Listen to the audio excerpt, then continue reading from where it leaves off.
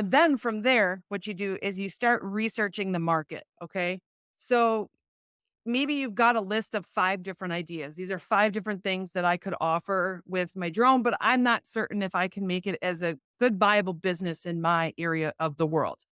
And so what you can do is you can start telling the story with as much information as you can get on the market in that particular area. Okay. There, there really is not one go-to place that lists all the data about all the different types of drone industries, opportunities in the drone industry, what the salaries are, what people are paying.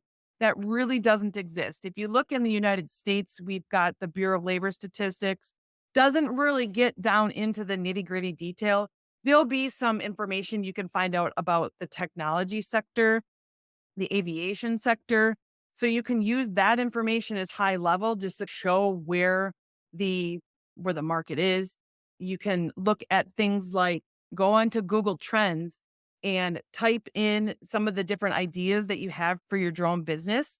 And Google Trends will tell you, is that a trending topic? Is that something that over time people have started to research it more? They're starting to type it into Google more. That might show you that there's an opportunity there. Okay.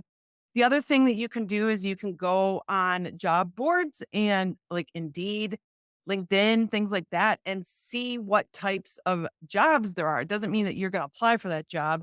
It might just mean that there is an open market for whatever it is that you want to offer in your drone business or your drone services.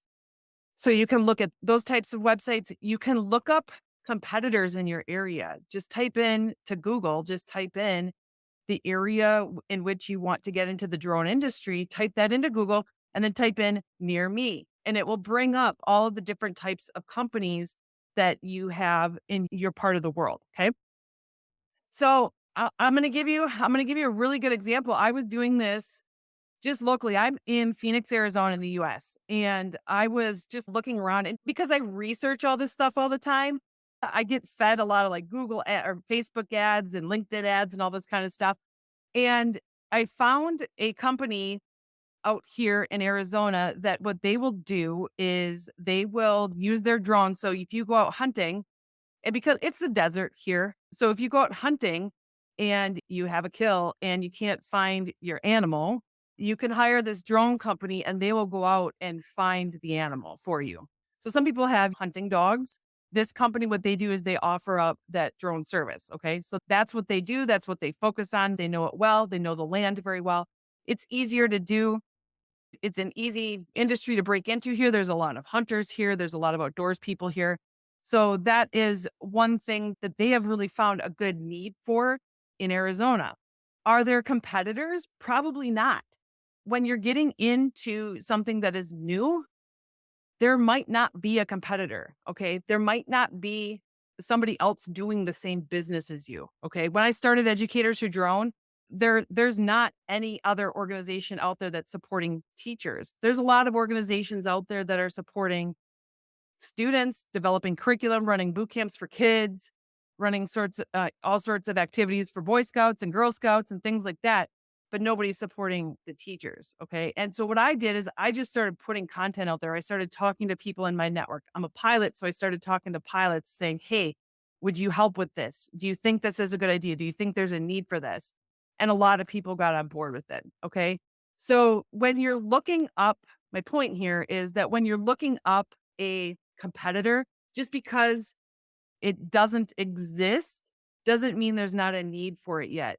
It might just be that your service is replacing something else out there. I'll give you another example. I was talking to a gentleman, like I said earlier, I'm a co-founder of a tech incubator, and I was there working with some tech startups. And I was talking to a gentleman, he's a retired physician, got into drones, he's really into hunting. And what he was trying to do is create a drone that would have like an RFID or some sort of sensor that would follow the dog. So if you have a dog that goes with you when you're hunting, the drone would follow the dog so that you could find the dog, so you could find the animal much more easily. And that's when I was explaining to him about there's this other company doing this. They approached it a little bit differently. So think about that. There might not be a competitor in your area, but you might be just replacing the solution to a problem that people just don't know about yet, and you gotta talk about it, okay?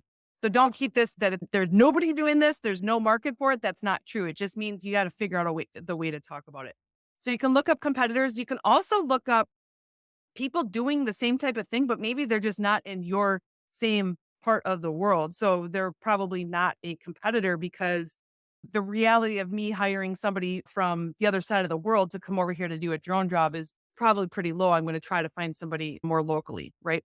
So you can look up different companies, different drone companies that might be in a different part of the country or a different part of the world, see what they're doing, and then start doing some research from there.